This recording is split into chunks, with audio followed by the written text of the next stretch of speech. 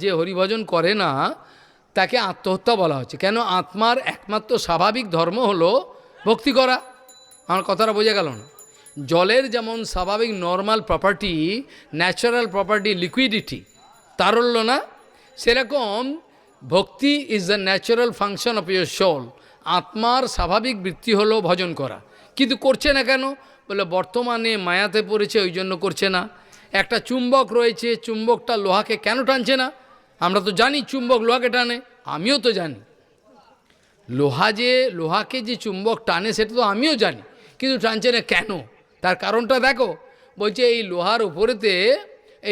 লোহার ওপরেতে একটা ferric oxide Fe2O3, ferric অক্সাইডের একটা জং মরছে, যেটাকে আপনারা মরছে বলেন, সে মরছে পড়েছে।